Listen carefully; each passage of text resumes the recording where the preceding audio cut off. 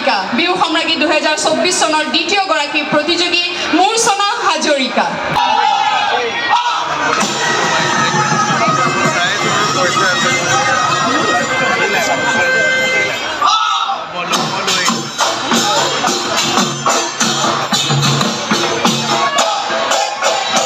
ইমান ধুনীয়া মইনা খোপাতে কপ ফুল কোনে গুলি দিলে ঐ হাততে এটুকাই ফুল কোনে বুলাই দিলে ঐ বিহু নাচিবলৈ মইনা ইমান ধুনীয়াকৈ কোনে শিকাই দিলে ঐ কোনে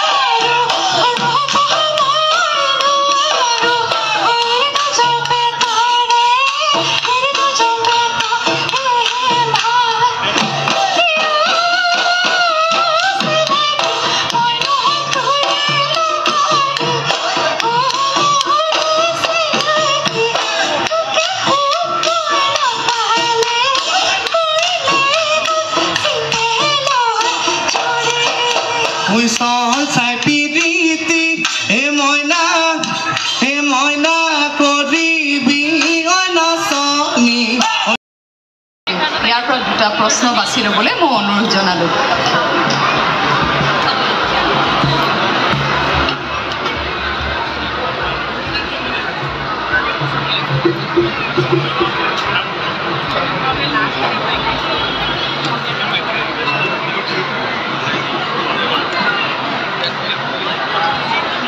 মূৰ্ছনা হাজৰিকা বিজুলী চপোৱা দিয়া আমাক প্ৰশ্নৰ উত্তৰ এতিয়া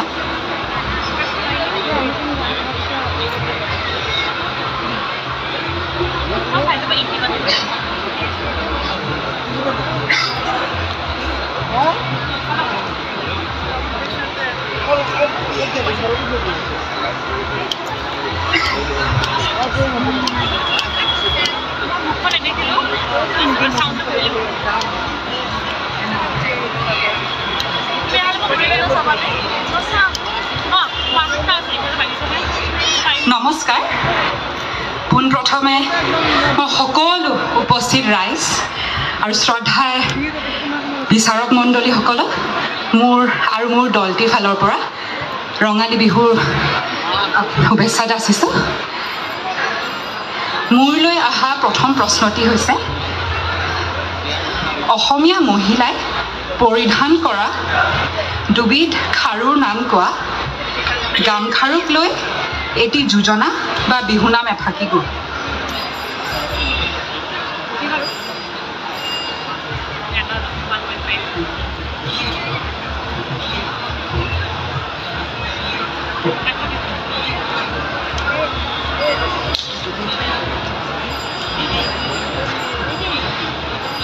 প্ৰথম চোৱাৰ উত্তৰ দিবলৈ মই প্ৰথমে ক'ম গামখাৰু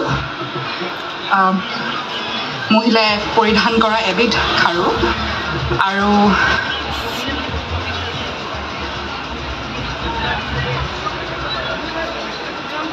দুই নম্বৰত খাৰু নাম ঠিক মই ধৰিবকৈ পৰা নাই ক্ষমা কৰিব কিন্তু গামখাৰুক লৈ এটি যোজনা বা বিহুনাম এফাকি গোৱা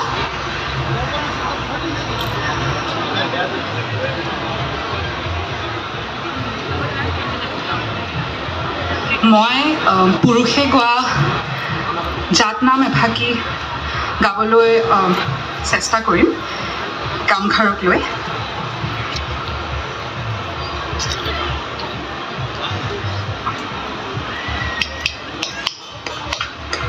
হাতত গামে খাৰু ও বান্ধৈ কোনে দিলে বাৰু ঐ হাতত গামে খাৰু ও বান্ধৈ কোনে দিলে বাৰু ও পৰিলে জুনুকা ও বাজি কি বকুল ফুল ও ৰুমালত তহৰ ফুল ও বান্ধৈ হাততে যে ধুকাৰ ফুল প্ৰশ্নটো মোৰ বোধেৰে আহিছিল দীপা দাস বাইদেউৰ তৰফৰ পৰা মই প্ৰশ্নটোৰ প্ৰথম ভাগ অংশৰ উত্তৰটো বিচাৰিম কিয়নো তেওঁ দিবলৈ অসফল হ'ল তুমি বাৰু কি খাৰু পিন্ধিছা এতিয়া হাতত নমস্কাৰ বাইদেউ হয় মই গামখাৰু আৰু এবিধ খাৰু বুলি ক'লে অসমীয়া খাৰু আমি মুঠি খাৰু বুলি ক'ব পাৰোঁ হয় চাগে শুনিছা হয়তো এই মুহূৰ্তত তোমাৰ মনত পৰা নাই নহয় জানো গামখাৰু মুঠি খাৰু মই দুবিধেই সুধিছোঁ প্ৰথমখিনি শুদ্ধ হৈছে আৰু নামখাৰী শুদ্ধই হৈছে অকণমান কিন্তু গাবলৈ আচলতে আৰু অলপ উন্নত হ'লে ভাল লাগিলেহেঁতেন তথাপি তুমি চেষ্টা কৰিছা দেই ইমানখিনি নচাৰ পাছত আৰু এটা শব্দৰ মোৰ অলপ খেলিমেলি এটা লাগিছে দেই লৰিলে জুনুকা দেই কৰিলে বুলি সাধাৰণতে নাযায় লৰিলে জুনুকা বাজে কি বকুল ফুল ৰুমালত তগৰ ফুল হাততে জেতুকাৰ ফুল ঠিক আছে ধন্যবাদ তোমালৈ আমাৰ ফালৰ পৰা ধন্যবাদ থাকিল আৰু উজ্জ্বল ভৱিষ্যত কামনা কৰিম প্ৰশ্নটি হৈছে আয়োজক সমিতিয়ে মোৰ হাতত 3 পদ বস্তু দিছিল সেই বস্তু কেইপদ আপোনাৰ ভাল লগা নাচনী এগৰাকী প্ৰদান কৰিব তোমাৰ নাচত মুগ্ধ হৈ মই সেই বস্তু কেইপদ তোমাক দিব বিচাৰোঁ বস্তু কেইপদ হৈছে নাচনী সেয়া তুমি কি কৰিবা মই দ্বিতীয় প্ৰশ্নটি বুজিবলৈ চেষ্টা কৰিছিলোঁ, কিন্তু মই বিশেষভাৱে অনুৰোধ জনাম বিচাৰক মণ্ডলীক যদি তেওঁলোকে অকণমান বুজাই দিব পাৰে প্ৰশ্নটি। প্ৰশ্নটি আমাৰ সন্মানীয় বিচাৰক শ্ৰীযুত উপেন নেওগ দেৱৰ তৰফৰ পৰা আহিছিলে।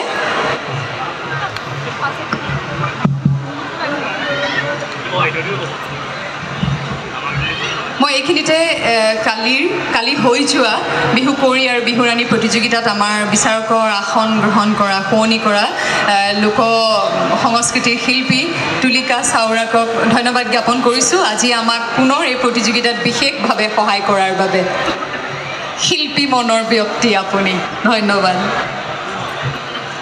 মচুনা ভাগৰ লাগিছে চাগে নহয় জানো? প্ৰশ্নটো বুজাত অকণমান অসুবিধা হৈছে।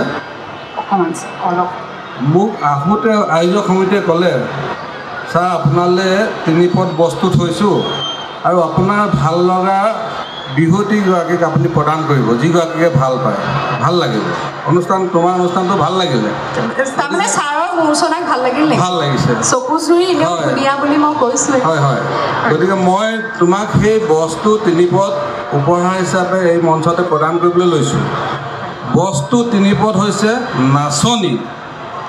মই সেই বস্তু 3 পদ ৰাইজৰ হাতত তোমাক এতিয়া অৰ্পণ কৰিম, সেয়া তুমি কি কৰিবা?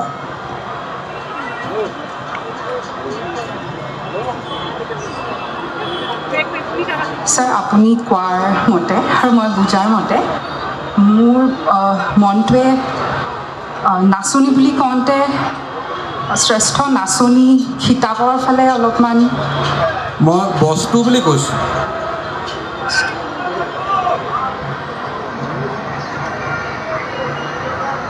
অলপ সাঁথৰ লগা প্ৰশ্নটি ক্ৰিটিকেল লাগিছে। আমাৰ বিহুৰ লগত একেবাৰে এৰাব নোৱাৰা এটা সম্পৰ্ক। সাজ পোছাক আমি পৰিধান কৰি আহিছোঁ নহয় জানো? বিহুৱানখনো আমি দিওঁ বিহু সময়ত। আৰু আমাৰ কি হৈছে, বিহুটোৱে আমাৰ পূৰ্বপুৰুষসকলক বিচাৰে। এতিয়া তুমি হয়তো এই কথাটো লৈ তুমি বৰমা ককা আইতাহঁতৰ ওচৰত চাপিবা। আৰু আমাৰ শ্ৰোতা দৰ্শকসকলো মই ৰাইজলৈ ঠেলিব পাৰোঁ নি বৰষা বাইদেউ? নিশ্চয়, আপুনি ঠেলকচোন। মই প্ৰশ্নটি এইখিনিতে দৰ্শকক শুনাই দিব বিচাৰিছোঁ। বিচাৰকে আপোনালোকলৈ ঠেলিব বিচাৰিছে প্ৰশ্নটো, যদি কোনোবাই ধৰিব পাৰে সদাশয় ব্যক্তিয়ে দৰ্শকে। শুদ্ধ উত্তৰ। তাঁতৰ শালত চালি মাৰি নাচনী শুন গৰকা দপদপনি, মাকুৰ নখীত শীতনি শুন নাম এষাৰ গাই নহয়। তাঁতৰ লগত গৰকাৰ লগত সংযোগ থাকে, নাচনী খেলি থাকে। সেয়াই বস্তু 3 পদ নাচনী।